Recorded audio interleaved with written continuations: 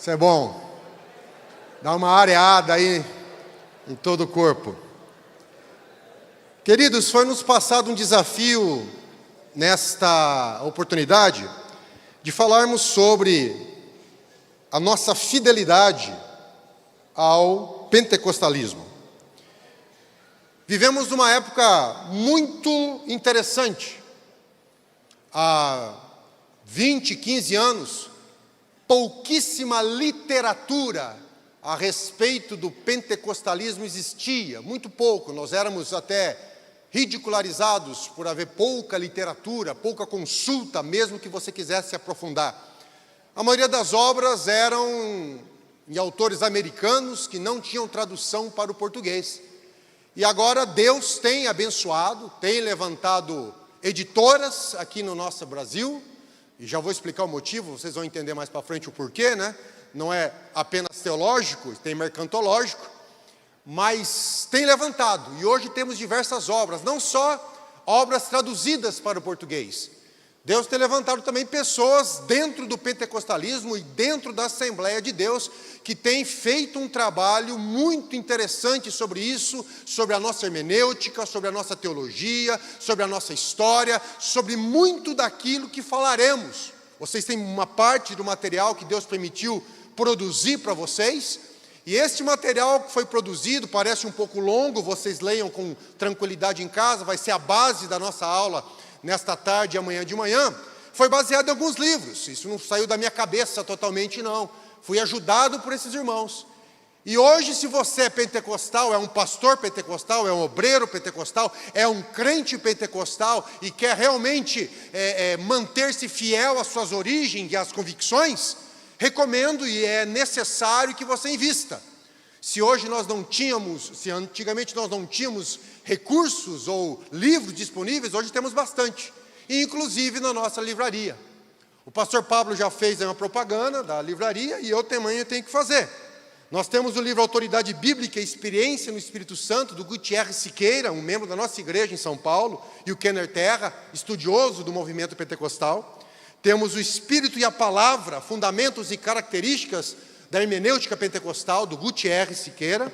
E temos também Missões na Era do Espírito Santo, como a fé pentecostal pode ajudar a completar a evangelização no mundo, do John York. Esses são 3, amanhã trago mais 3, que serviu de referência para o nosso trabalho, que vocês têm à mão aí, e já estão na livraria disponíveis ali. E se você é um pastor ou ministro, você tem que ter isso na sua biblioteca, você precisa ter. Faz um financiamento em 15, 20 vezes ali na biblioteca, e Deus vai te abençoar. Amém, igreja? Vamos ler a palavra do Senhor, que vai ser a base. Atos, capítulo 1, versículo 8. Livro de Atos, capítulo 1, versículo 8.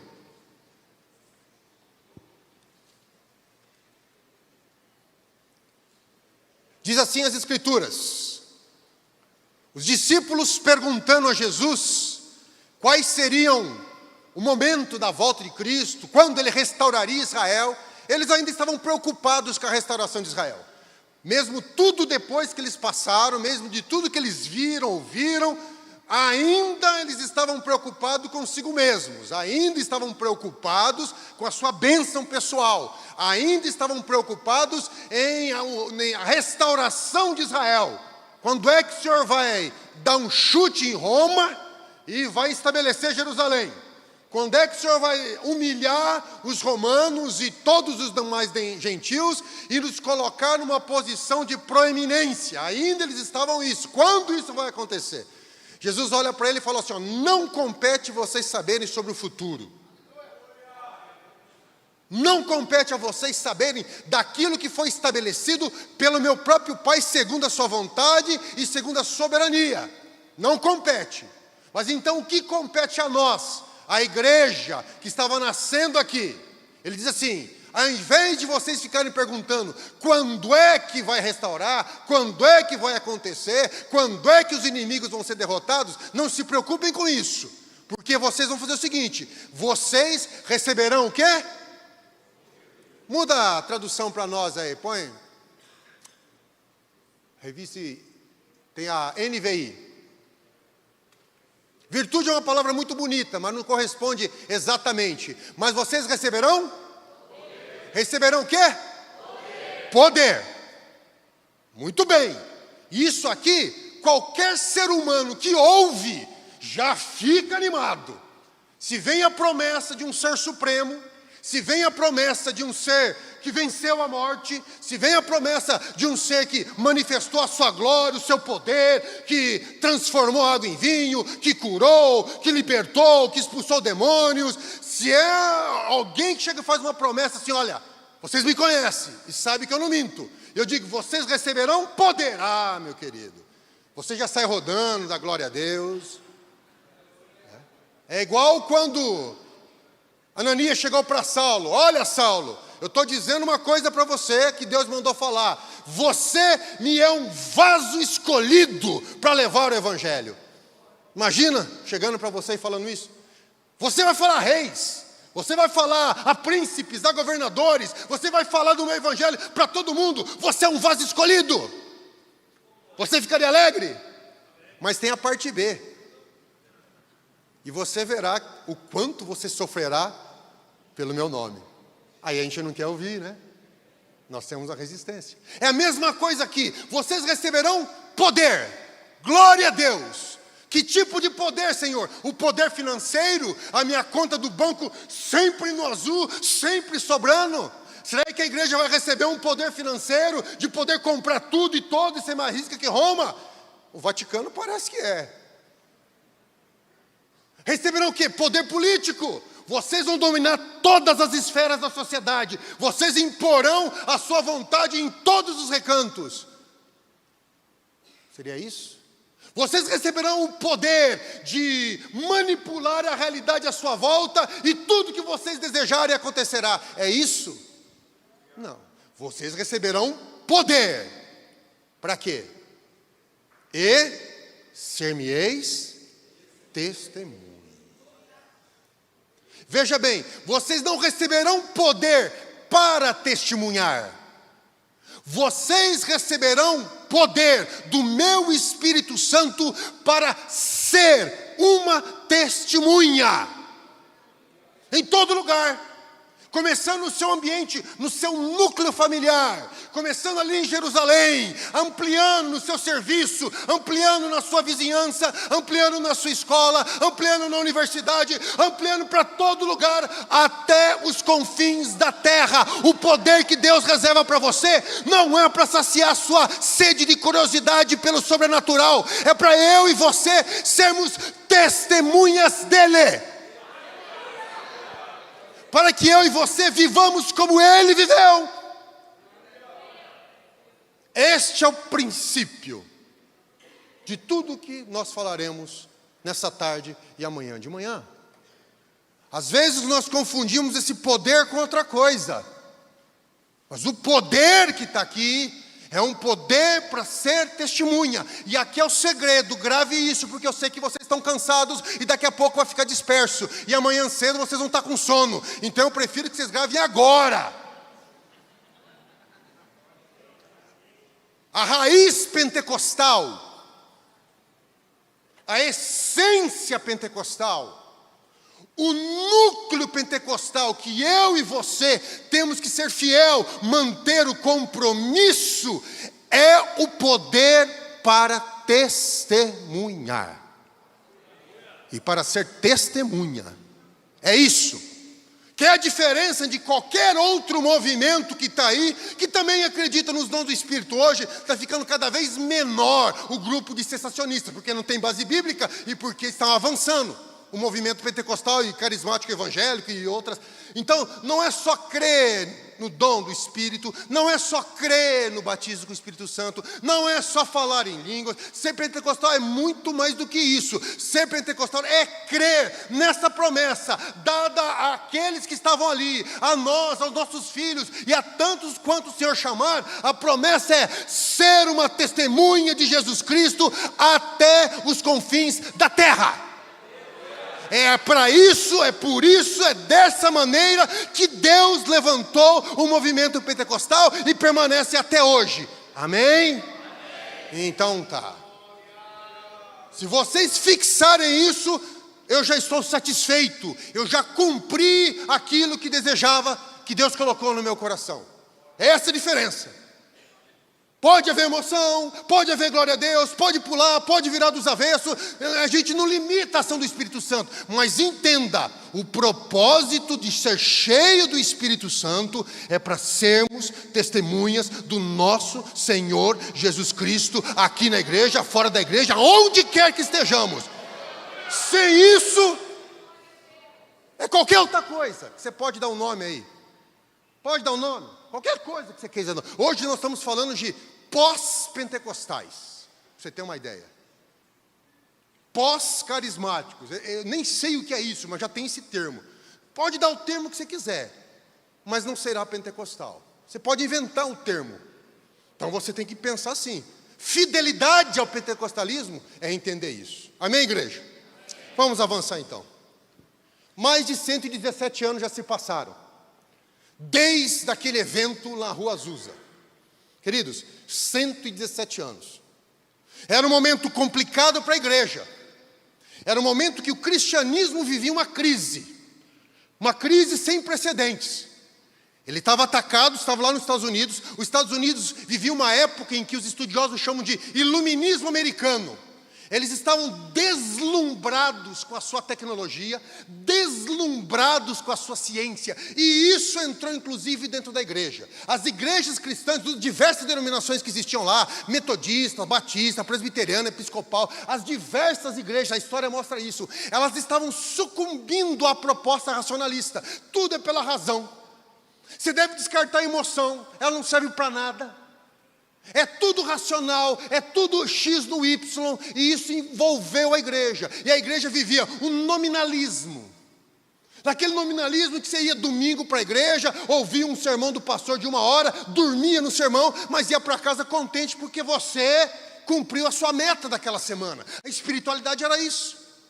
Era um momento difícil, porque o liberalismo teológico já estava entrando dentro das universidades, expulsando para fora os fundamentais, expulsando para fora a ortodoxia cristã e já dominando, dizendo que a Bíblia é um livro qualquer, que a Bíblia não tem validade histórica, que a Bíblia não é inerrante, que a Bíblia foi inventada pelos judeus depois da Babilônia, fazendo um monte de coisa, que o Novo Testamento também foi inventado, que Jesus Cristo não ressuscitou. Esse liberalismo já entrava em todos os lugares, a igreja estava sangrando por dentro. E nesse momento, Deus levanta um pastor que não podia estudar dentro de uma sala de aula porque era negro. Foi permitido, veja bem, nem mesmo as igrejas evangélicas. Havia segregação racial imposta por lei. Ele ouvia as palestras do Charles Spurgeon de fora da sala, ouvia. Um momento desse, esse rapaz, esse pastor negro, pegou, entendeu a mensagem do evangelho, não foi compreendido na própria igreja onde ele estava, teve que sair de lá porque não acreditavam. Havia um consenso geral no meio acadêmico e litúrgico de que os dons tinham cessado.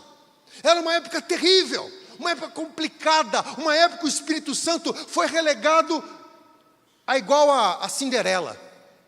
Alguns chamam disso. Tinha as irmãs mais novas, o pai e o filho, que ia para a festa e ela ficava relegada limpando a casa. Era essa visão de uma terceira da pessoa da Trindade não essencial para a igreja.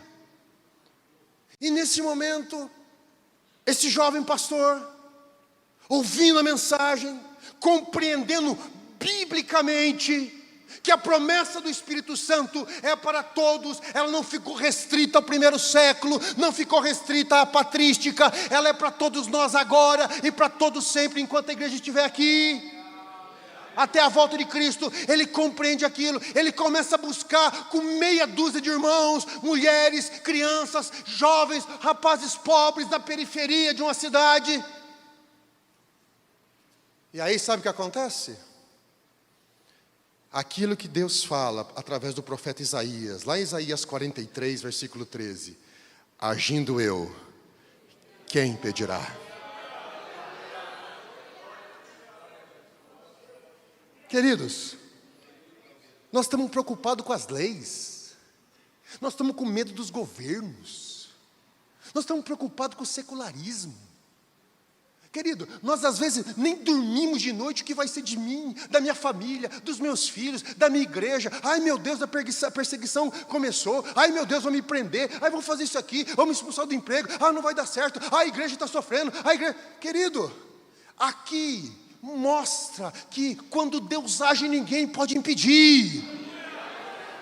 Pelos olhos humanos, pela filosofia humana, nem eu nem você deveriam estar aqui. Como é que um grupo de pessoas, considerado um bicho do mato, sem respeito nenhum, não tinha influência política, não tinha influência financeira, não tinha influência de mídia, não tinha influência filosófica, eram desprezados pelos próprios cristãos da época. Como é que esse grupo de gente consegue iniciar um avivamento que se alastra pelos Estados Unidos, que chega até o mundo inteiro? E hoje, meu querido, em 2025, serão quase 1 bilhão de pentecostais no mundo. Como é que consegue isso? Apenas pelo poder do Espírito Santo, porque quando Deus age, ninguém pode impedir.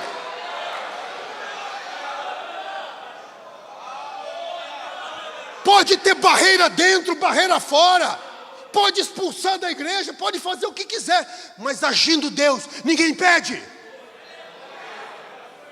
Você é fruto disso. Você é fruto não de um movimento gigantesco, não de um movimento social financiado por um governo. Você é fruto de uma reunião de oração, de pessoas pobres, de pessoas consideradas iletradas, de pessoas que eram consideradas nada pelo mundo, mas que creram na palavra do Senhor, buscaram o Espírito Santo. Foram cheios e saíram testemunhar, e aquilo se alastrou pelo mundo inteiro. Queridos, olha a história aqui. 2 missionários suecos. Quando Deus faz a coisa, Ele faz a coisa para mostrar: sou eu, não é você. Sabe, é assim que Deus faz, para que nenhuma carne se glorie diante dEle. 2 missionários suecos, que moravam, tem um documentário falando sobre a Suécia. Querido, a temperatura quando está calor lá, é 10 graus. Pele branca, não falava uma palavra em português. Desembarcou no navio, sem 1 centavo no bolso, apenas com a sua Bíblia. Foram recebidos numa igreja a qual eles pertenciam, dos Estados Unidos, vieram para cá. Quando a igreja percebeu que eles estavam buscando o batismo com o Espírito Santo, ensinando isso, falou: olha, aqui você não pode ficar. Tiveram que sair junto com algumas irmãs da igreja e montaram um salãozinho.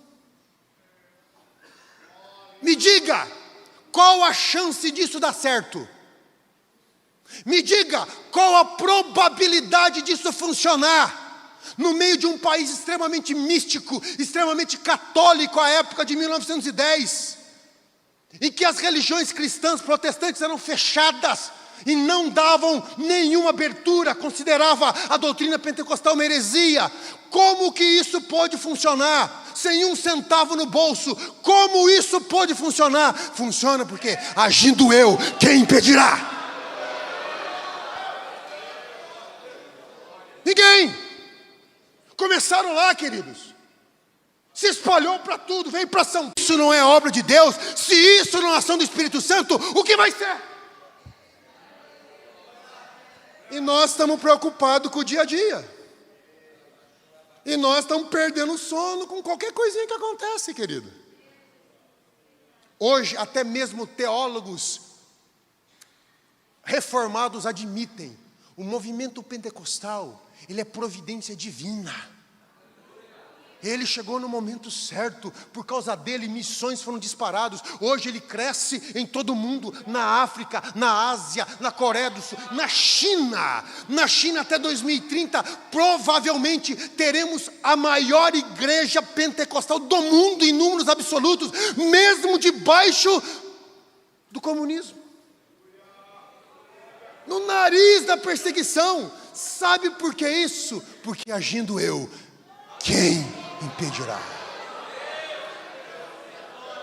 Você não ouve isso, porque claro que não é. Isso não é notícia para se pôr na mídia. Mas cresce. Cresce. As pesquisas dizem, até 2025, os pentecostais serão no mundo 1 bilhão de pessoas. E a maior representante da cultura cristã, da mensagem cristã, no mundo. E começou com um jovem negro. E começou com alguém desprezado. E começou com alguém sem recurso nenhum. Sabe por quê? Para que a glória não seja do homem. Hoje, o Brasil vai ter, pelas estatísticas, 32% da sua população que se declara evangélica. Significa 60 milhões. 60 milhões. É mais do que muitos países da Europa. É mais do que a Itália, é igual a França, é igual a Inglaterra, só de pessoas que se declaram cristãs. E a Assembleia de Deus hoje tem 50% desse número. Eu falei de novo, são 30 milhões de pessoas. É glória a Deus, meu querido? Só que tem um problema.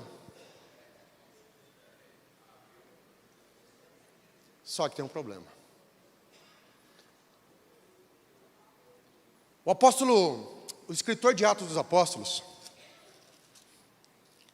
ele nos escreve, Atos 6:1. Atos 6:1. Vamos lá? Vamos ler comigo? Naqueles dias, crescendo o número de... Crescer é bom? Crescer é bom? Mas entendam, onde há crescimento, também há problemas. Nós temos ojeriza de problemas. Nós não queremos problema para a vida. Por isso os jovens não querem casar mais, porque sabe que casar é tribulação.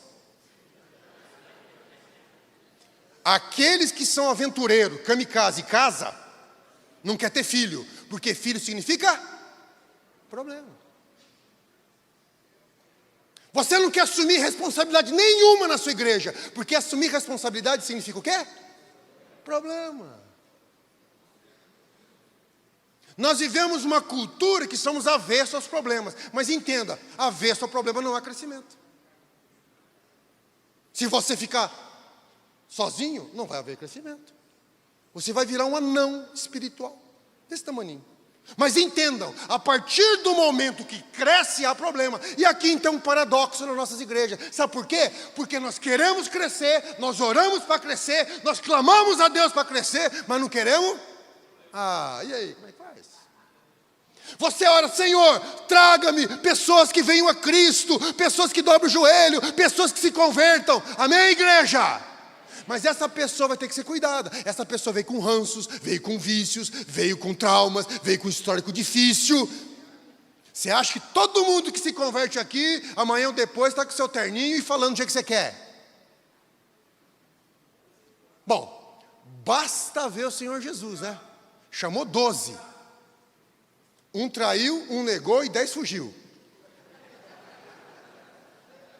E você não quer ter problema.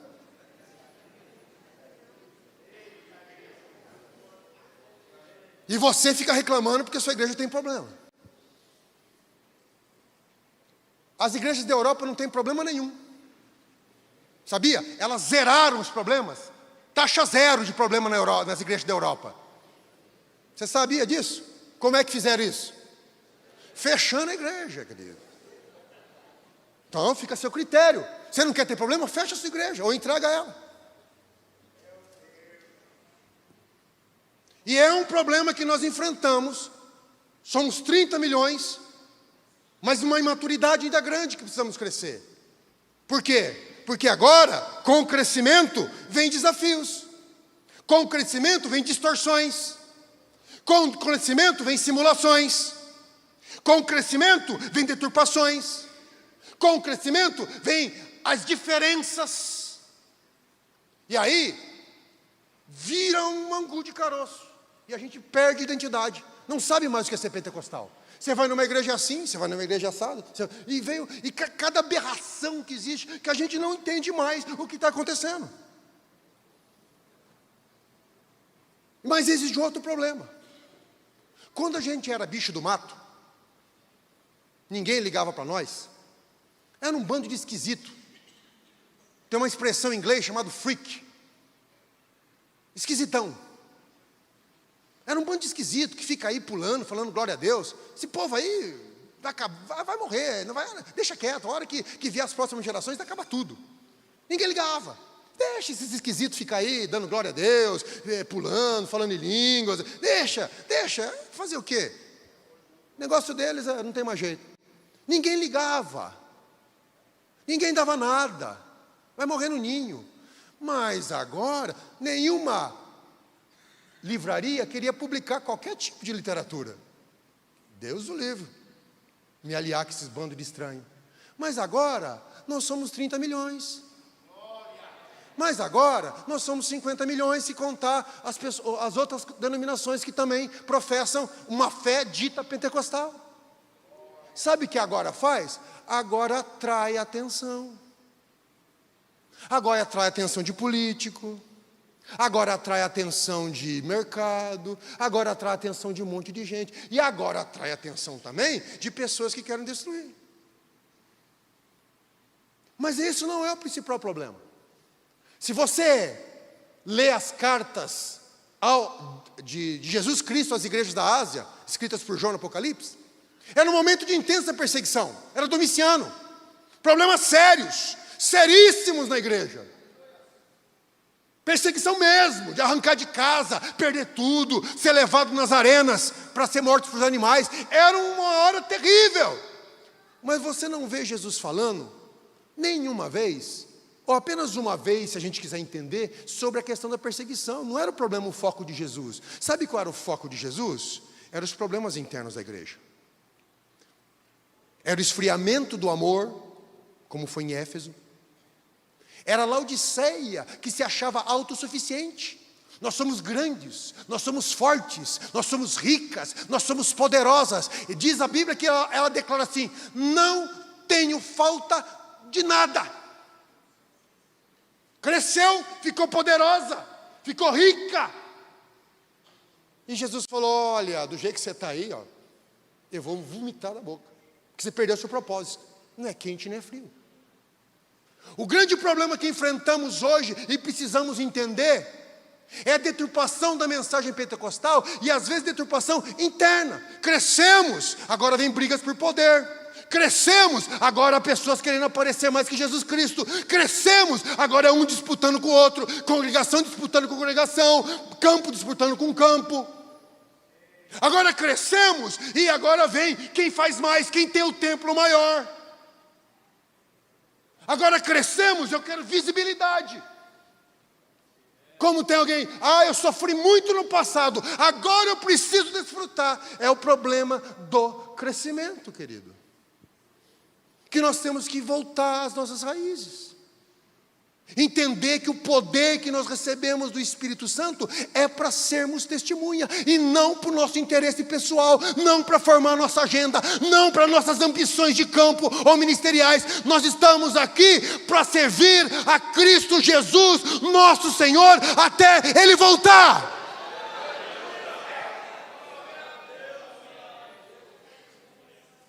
Basta as reuniões da nossa igreja.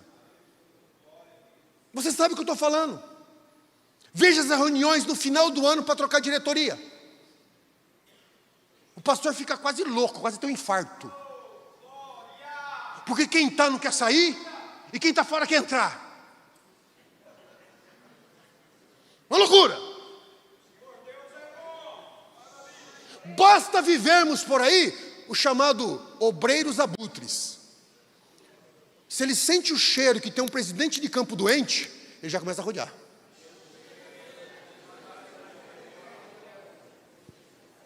Ele já começa a rodear. O cara vai morrer. Opa! Uma parte da carcaça é minha. Problemas internos. O problema não é a água que está lá fora. O problema é a água que está aqui dentro. E às vezes nós não conversamos sobre isso com as nossas gerações. Nós não explicamos a beleza, o movimento divino que foi o movimento pentecostal. Nós não entendemos, nem nós às vezes entendemos. Pergunta, o que é ser pentecostal? Você sabe dizer para mim? A gente vai perdendo isso. E agora tem YouTube, tem para todo lugar. E as nossas gerações vão falando, não entendo o que é isso aqui. Vai para outra igreja, alguém que fala melhor. E nós estamos perdendo essa identidade. E não pode. Queridos, veja bem, o problema faz parte do crescimento. Mas ali tem, houve problema. A igreja se reuniu, discutiu e achou uma solução. E é o que nós estamos fazendo aqui nesta semana, aprendendo de Deus, voltando às nossas raízes, voltando ao nosso primeiro amor, compreendendo o plano e a vocação de Deus para mim e para você, queridos. É essa a proposta do movimento pentecostal. É uma bênção, mas estamos nos esquecendo. Com a visibilidade social, estamos nos esquecendo da nossa origem. E temos que lembrar, Atos 2,39, coloca por gentileza.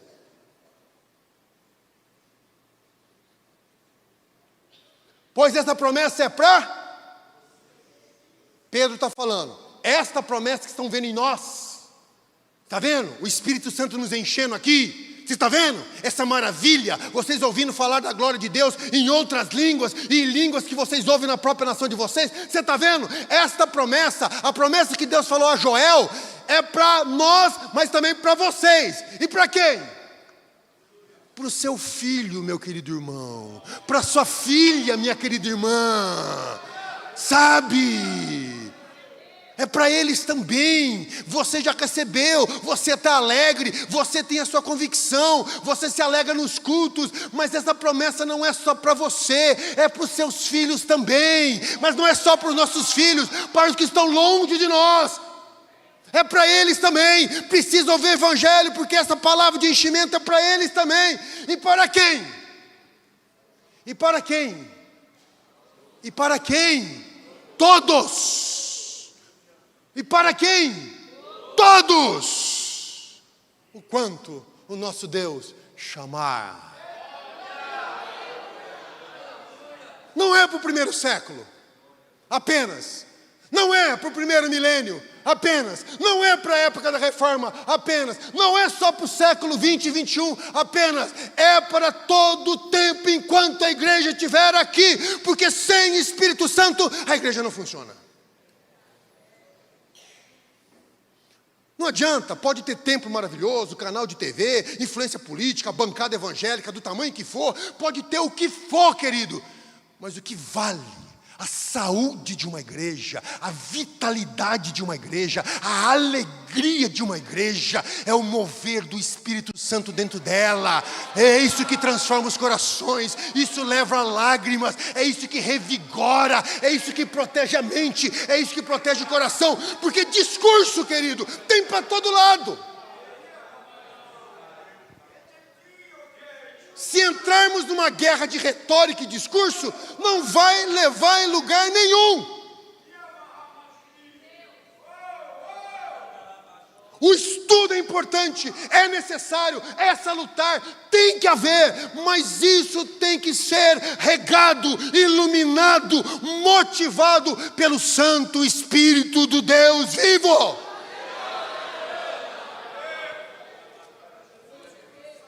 Primeira Coríntios capítulo 2, versículo 1.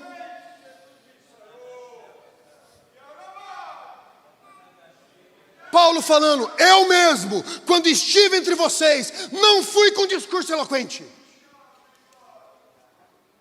Paulo falando, eu sei, eu conheço a cultura grega, eu sei o que vocês esperavam, mas eu não fui com um discurso eloquente, eu não fui com uma retórica aprimorada, eu não fui com uma filosofia refinada. E nem com muita sabedoria para proclamar o mistério de Deus, porque nós não conseguimos, queridos.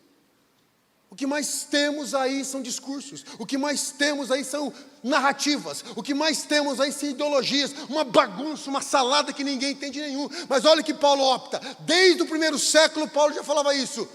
Versículo 2. Pois decidi nada saber entre vocês, a não ser Jesus Cristo e este crucificado. A mensagem da igreja não é convencer intelectualmente. A mensagem da igreja é pregar no poder do Espírito Santo o Jesus crucificado. Versículo 3. Com fraqueza e temor, com muito tremor, estive entre vocês. Versículo 4. A minha mensagem e a minha pregação não consistiram em palavras de sabedoria, mas em demonstrações do poder do Espírito. Este é o cerne. Estamos falando de um homem estudado. Estamos falando de um homem que foi criado aos pés de Gamaliel. Estamos falando de um homem que conhecia profundamente as leis romanas, a base do nosso direito.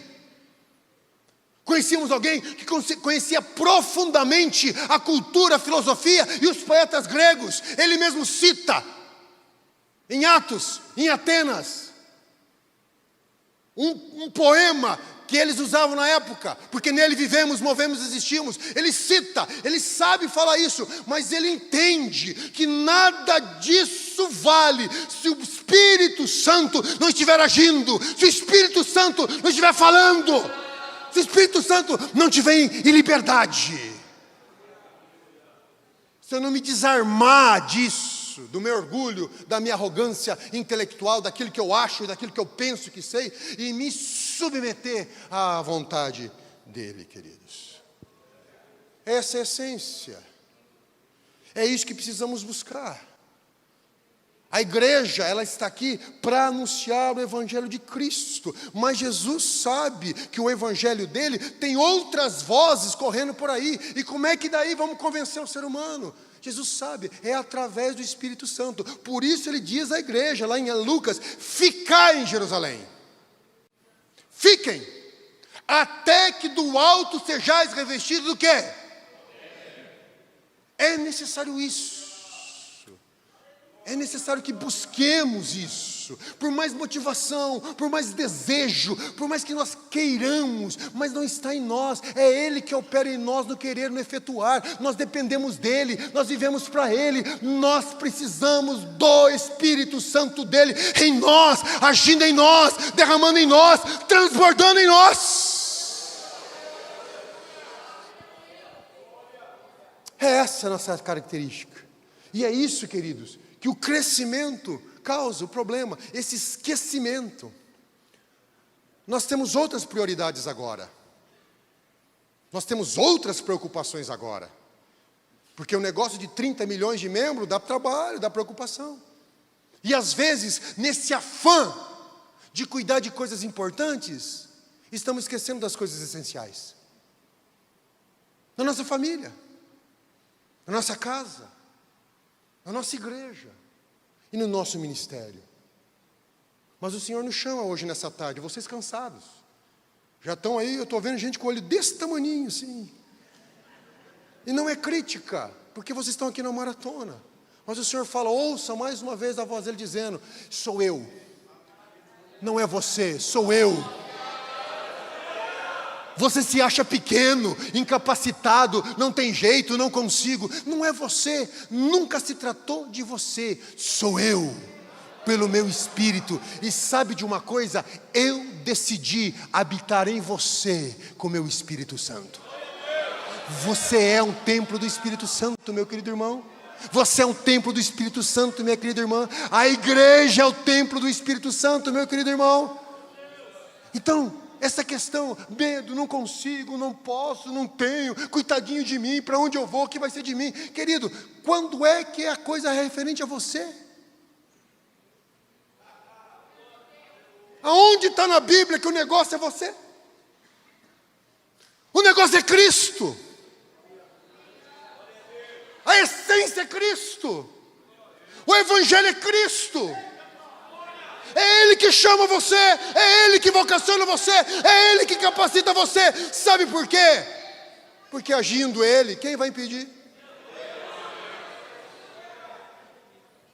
Ah, não dá, porque aqui na igreja estão me perseguindo, porque aqui na igreja não estão me dando oportunidade, porque aqui na igreja não estão reconhecendo o meu talento. Querido, quem disse que a igreja tem algum poder de barrar? A igreja só reconhece aquilo que Deus chama. É dele, a obra é dele. Então, se não aconteceu ainda, é porque não chegou a sua época. Se prepare, fique em Jerusalém e busque o poder. Porque a hora que chegar o momento, a hora que Deus falar, é agora Saulo, agora que Deus chegar, é agora Isaías, agora que Deus chegar, é agora Jeremias, a hora que Deus falar, é agora Elias, ninguém pode impedir, homem nenhum, sistema nenhum, rei nenhum.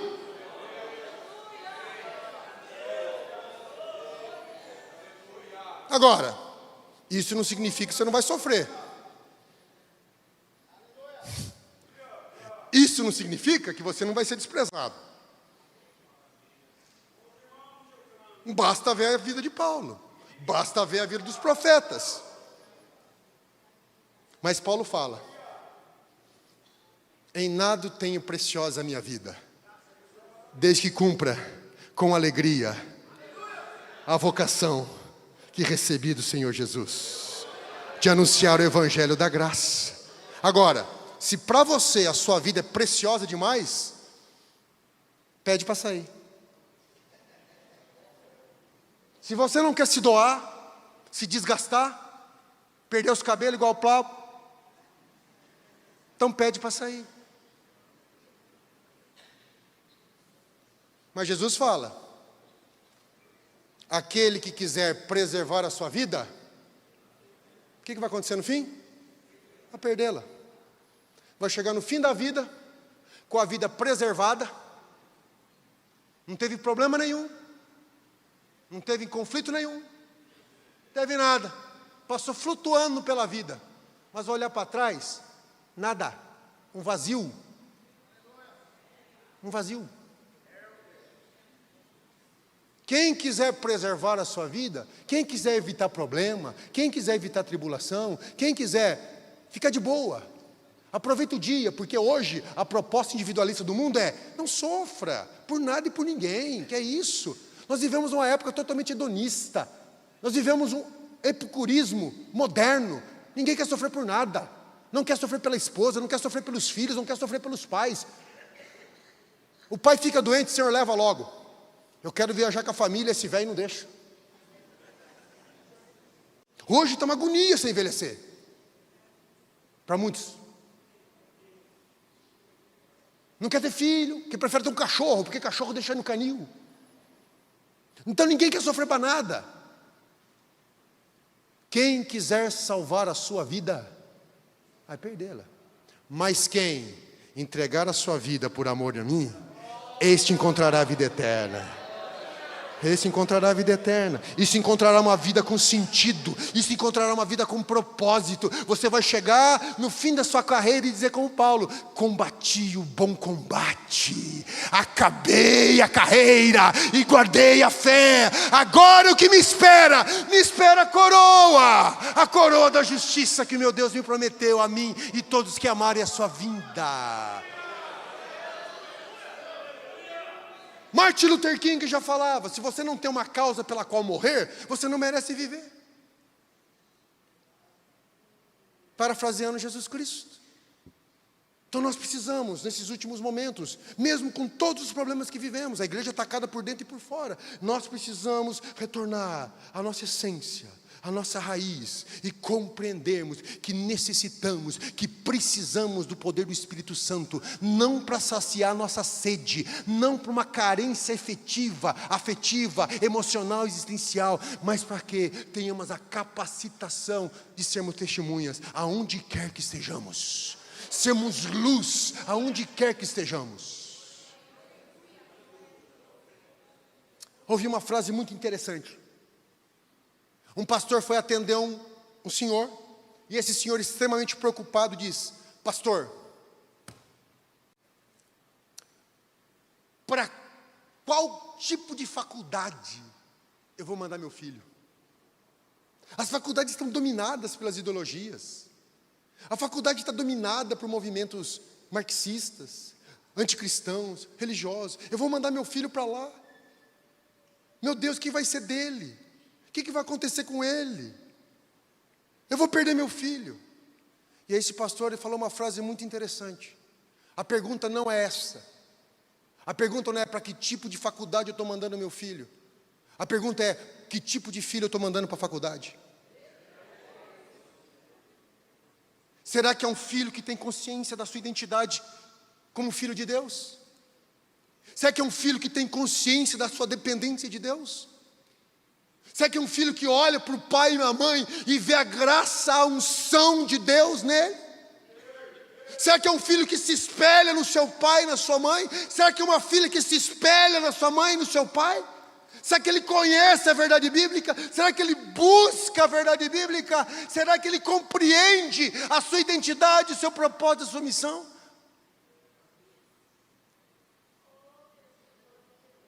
A promessa é para vocês. A promessa é para os vossos filhos. A promessa é para todos quanto o Senhor chamar, queridos. Por isso, desgaste. Se desgaste pela herança que o Senhor colocou na sua mão. Se desgaste por Ele. Entregue-se por eles. Ame-os. Sacrifique-os-se por eles. E o Senhor lhe dará a vitória. Amém, igreja? Vamos avançar. Queridos, muito se fala que o movimento pentecostal é algo da modernidade, é um movimento que surgiu agora, recentemente, baseado aí num certo busca por existencialismo, depois de Kierkegaard, e há críticas de todos os lados, ou houve e ainda há, em menor número, mas ainda há, sobre o movimento pentecostal. Porém, queridos, algo que nós temos que saber, como obreiros, como homens de Deus chamados para esta igreja, com esse chamado, que a gênese do movimento pentecostal, ela começa em Atos. E ela percorre toda a história da igreja. Às vezes nos bastidores, às vezes sem registros documentais explícitos, mas nunca parou. Mas da mesma forma como a igreja na Idade Média se desvia, podemos entender que o movimento pentecostal também teve o seu ressurgimento com a reforma protestante. Isso é claro. Qualquer estudioso sério, com uma honestidade acadêmica mínima, vai entender que as igrejas pentecostais, que os movimentos pentecostais, eles são fruto direto da reforma protestante. Desde o momento que Lutero insere, prega as 95 teses, e ali anuncia as bases da reforma, sola Escritura, sola graça, soli Deus glória. Desde aquele momento, começa um retorno às Escrituras. Desde aquele momento, a igreja, ela entende que precisa deixar a tradição de lado, deixar os costumes humanos de lado, e voltar a ter a Bíblia como a sua regra de conduta e fé. Porém, não para por aí.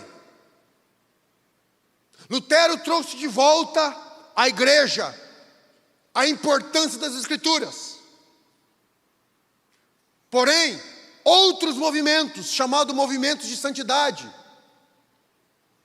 trouxeram a igreja novamente para a prática das Escrituras. Que não basta eu apenas crer nas Escrituras, não basta eu apenas professar as Escrituras, não basta eu apenas dizer que a Escritura é inspirada por Deus, é infalível, é inerrante. Isso é importante, mas não é suficiente. Há necessidade que nós professemos as Escrituras como nossa regra de conduta e fé. Mas é tão importante quanto isso que pratiquemos o que ela ensina.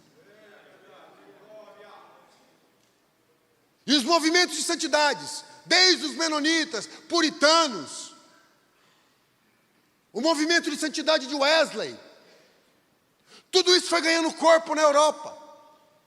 Século XVIII e XIX, temos os grandes avivamentos. Charles Finney, George Whitefield. E o movimento pentecostal, ele é a continuidade desse processo de reforma da igreja. Se enquanto Lutero retornou à igreja as escrituras, se enquanto o movimento de santidade trouxe de volta a prática das escrituras, se enquanto os movimentos de avivamento trouxeram de volta a necessidade de um vigor espiritual, o movimento pentecostal, ele neste processo de reforma, ele traz de volta a necessidade do mover do Espírito Santo dentro da igreja. E você pode perceber no estudo histórico, ao mover de Deus nessa direção. Porque sem o Espírito Santo, a obra não fica completa. A igreja, ela entra manca. Ela precisa entender isso. Ela precisa compreender que a necessidade do agir do Espírito Santo. E foi essa proposta, através de William Seymour, e depois de Gunnar Vring e Daniel Berg, que chega até nós. Então, respondendo uma pergunta que todo mundo faz: um pentecostal pode ser reformado?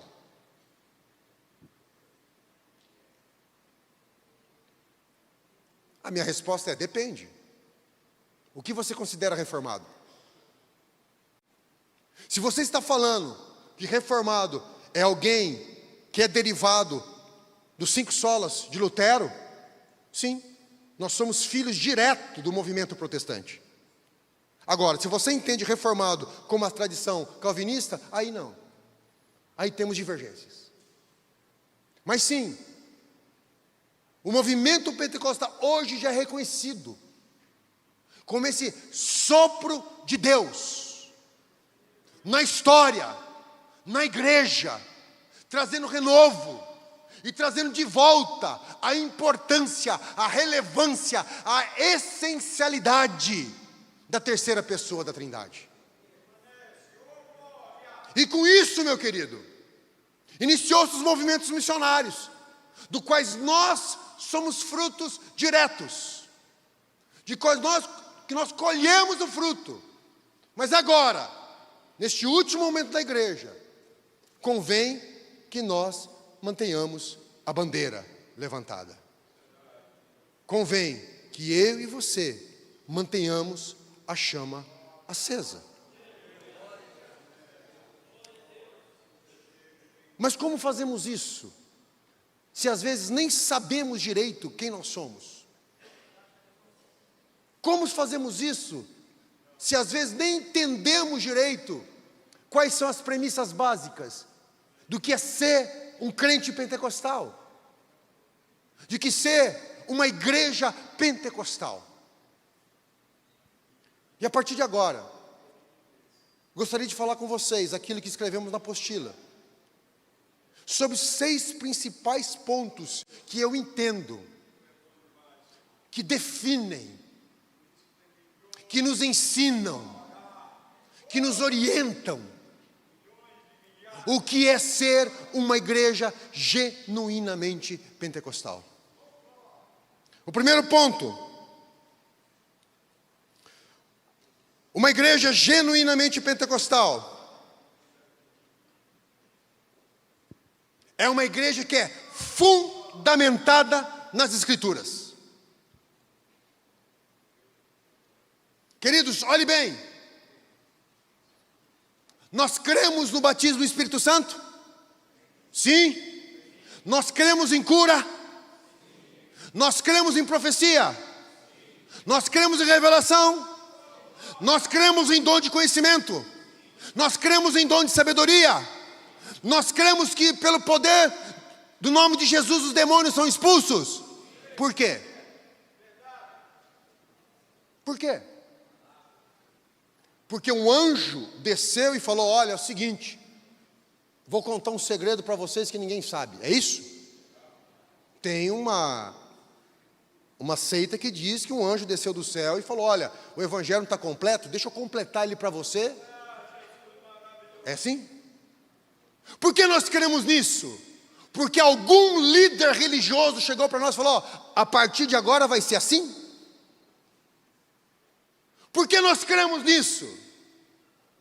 Porque algum profeta iluminado ficou no monte 40 dias e agora chegou: olha, agora eu trouxe uma novidade para vocês. É por causa disso, querido? Por que nós cremos? Porque está na palavra. A genuína fé pentecostal, e que separa das aberrações que existem aí fora, que infelizmente estão por aí, que às vezes causam escândalos, e que os críticos generalizam e querem colocar todo mundo no mesmo saco. Qual que é a diferença desses grupos que estão aí, apelando para ganância, apelando para culpa, apelando pelo medo, para manipular as pessoas? Qual que é a grande diferença? A primeira grande diferença, que o verdadeiro pentecostalismo, que o pentecostalismo raicência é fundamentado nas Escrituras, na Bíblia, na Palavra de Deus. É dela que tiramos a doutrina, é dela que tiramos o ensino, é dela que tiramos a nossa liberdade. É a Bíblia devidamente estudada. É a Bíblia devidamente interpretada. É a Bíblia estudada sistematicamente. É ela que forma a nossa essência.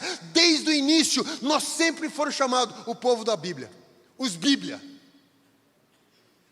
A essência do movimento pentecostal foi baseada na Bíblia, como eu já falei. Os missionários chegaram aqui sem um centavo no bolso, mas cada um com sua Bíblia. Não é invenção de homens. Não é simplesmente uma derivação teológica, não é uma construção social histórica. O movimento pentecostal retira as suas doutrinas, o seu ensino, a sua fé, a sua profissão, as suas regras de dentro das Escrituras sagradas. Não tem tradição, não tem costume, não tem nada, não tem vontade de homens, não tem nada superior às Escrituras sagradas dentro de um movimento pentecostal genuíno. O crente pentecostal, ele ama a Bíblia, ele se deleita na Bíblia, ele consome a Bíblia dele está tudo cheio de orelha, desgarrada.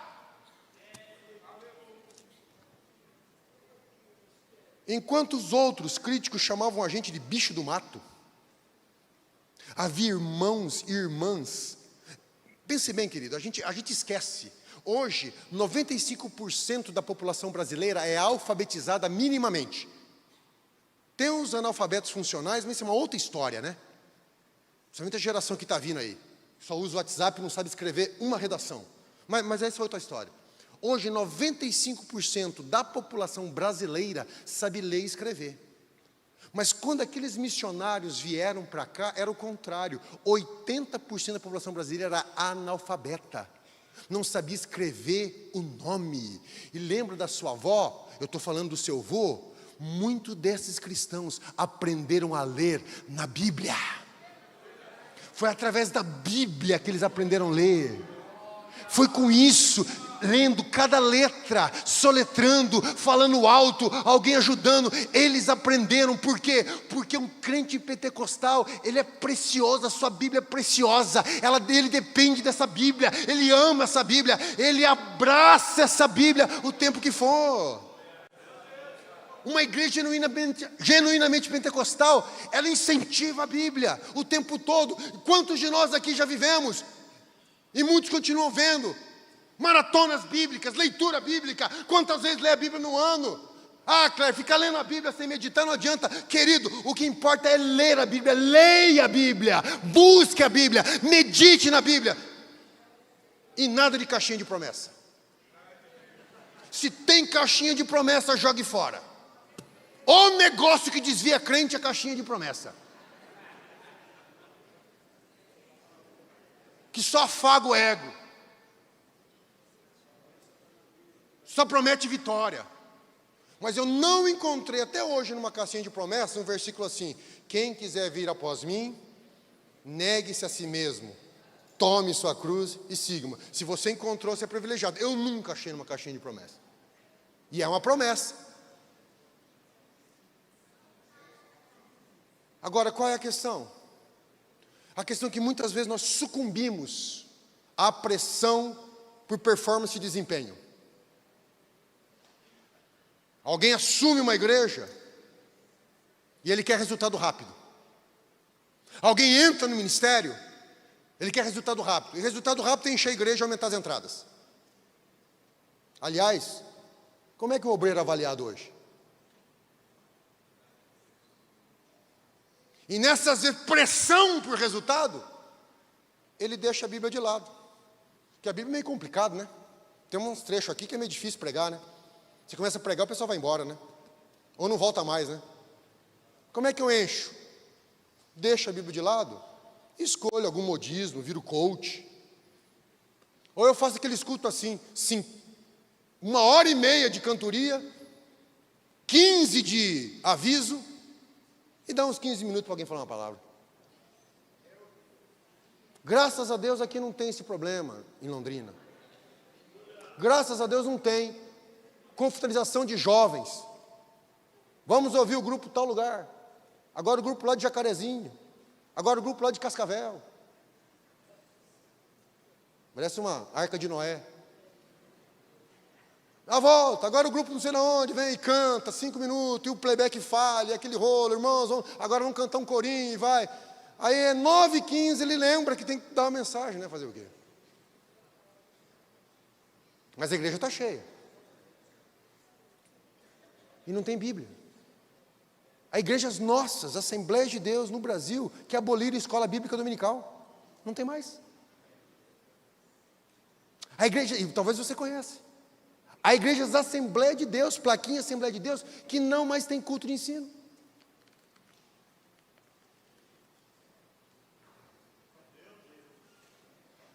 E aí a gente se chama pentecostal. A gente traz alguém de fora, o cara usa umas 3, 4 palavras de efeito, a igreja pega fogo e você acha que está tudo bem. Acho que foi uma maravilha o congresso. Mas sem Bíblia, a igreja rói. Quanto mais Bíblia uma igreja tem, menos gente transitando pelo casa pastoral. Quanto mais Bíblia uma igreja se deleita, por mais demorado que seja o crescimento, você olha para o Senhor, parece que não está acontecendo nada. Você fala como Isaías, né? Senhor, quem deu crédito à nossa pregação? E aí você começa a ficar mais palatável com a sua mensagem, porque vai fazer o quê? O cara vai e não volta. Mas não é, queridos. O que vai sustentar a nossa igreja, o que você vai sustentar a nossa pregação no futuro, o que vai sustentar os nossos filhos, o que vai se sustentar é a palavra do Senhor. Nós queremos corrigir os nossos jovens com ameaça. Nós queremos corrigir os nossos jovens com recompensa. Nós queremos corrigir nossos jovens com vigilância constante. Querido, se começarmos a pregar o Evangelho genuinamente, ele é o poder de Deus.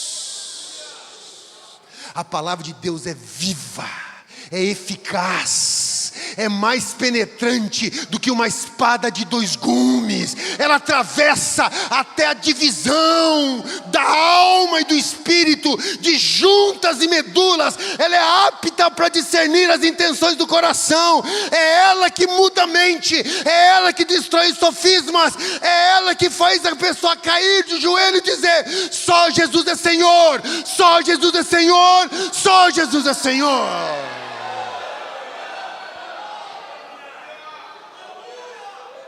Qualquer outra coisa é agremiação. às vezes gosta da mensagem cristã, mas não tem crescimento, tem inchaço.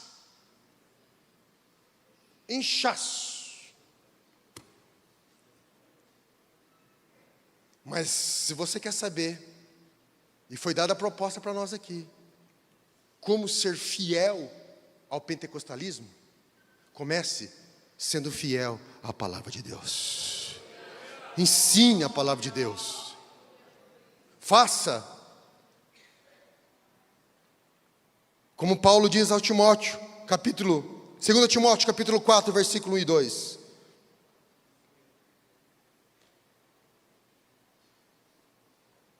Na presença de Jesus Cristo, de Deus e de Cristo Jesus, que há de julgar os vivos e mortos, por sua manifestação, por seu reino, eu exorto solenemente. Olha, volta por gentileza.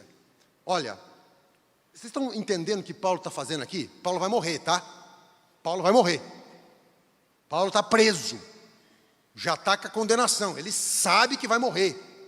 Ele está dando as últimas instruções para Timóteo. Está dando um legado para Timóteo. Como ele vai morrer? Quando a gente vai morrer, querido, espero que ninguém chegue rapidinho aqui, mas veja bem, quando uma pessoa vai morrer, ela quer falar as coisas mais importantes, porque ela sabe que pouco tempo lhe resta. É assim. E aí Paulo usa um versículo inteiro para chamar a atenção. O inteiro. Aí ele fala assim, olha, eu estou na presença de Deus e Cristo. Ele já começa invocando a presença de Deus e Cristo. E ele fala, vai julgar vivos e mortos, por seu reino, eu exorto solenemente. É como se pode dizer, ó tia, de tudo que é mais sagrado, de tudo que importa, de tudo que é essencial, diante de Deus, de tudo que eu ensinei para você, de tudo que eu passei para você, de tudo que você viu eu fazendo, eu tenho uma última recomendação para você. Versículo 2. Pregue a palavra. Que mais? Esteja preparado a tempo e a fora de tempo. Repreenda, corrija, exorte com paciência e doutrina. Pregue a palavra, querido. Pregue a palavra. Não fique preocupado com o número. Não fique preocupado com performance. Não fique preocupado com o resultado. Quando Deus chama, ninguém pode deter. Pregue a palavra. Anuncie a palavra. Estude a palavra. Se deleite na palavra. Encontre conforto na palavra. Se edifique na palavra. Pratique a palavra. Se alimente da palavra. É isso que estamos fazendo essa semana. Glória a Deus por isso, mas não basta essa semana, isso tem que ser todo dia, a todo momento, a toda hora, ao acordar, ao levantar, ao deitar, a palavra de Deus na nossa mente.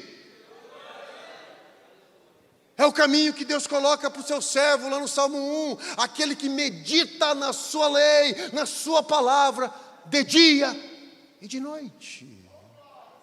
Aquele que toma decisões pela palavra. Aquele que estrutura o seu casamento na palavra. Olha que coisa. Olha que interessante. É interessante porque a gente fala que é crente, que é pentecostal, fala em línguas, pula da glória a Deus, mas na crise que chega em casa, a gente usa outro recurso. A gente vai assistir vídeo da Ana Maria Braga para ver como é que eu lido com meu marido. A gente vai assistir lá, sei lá, Fátima Bernardes, sei lá, da Anitta. Querido, pensa que não? Você não quer ser uma mulher poderosa? Você é uma mulher moderna. Não, você é um cara autossuficiente. Não, você é um cara autossuficiente, você não precisa disso. Amar sua esposa como Cristo amou? Ah, já pediu demais, né, senhor? Peraí. Posso amar, mas como Cristo, aí não, né? É interessante isso na nossa vida. Que as promessas a gente abraça, né? Você não vai ser te pus por cabeça e não caldo, isso a gente gosta. Mas quando a palavra de Deus chama a nossa atenção, e na hora que vem as crises, nós achamos outra solução. A Bíblia fala, aquilo que Deus uniu, o primeiro problema no casamento, o que você pensa? Enquanto você tiver com essa alternativa na cabeça, ela sempre vai vir. Mas não tem alternativa para o cristão.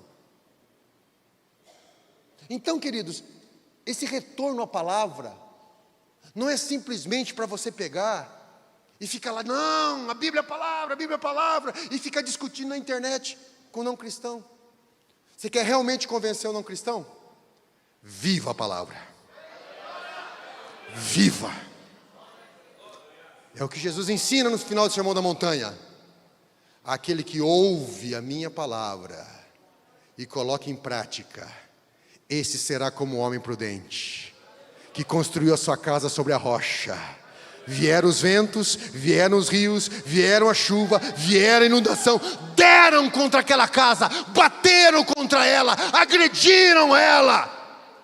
Mas a casa permaneceu em pé, porque estava firmada na rocha, e a rocha é Cristo. Fiquemos em pé, em nome de Jesus, queridos irmãos.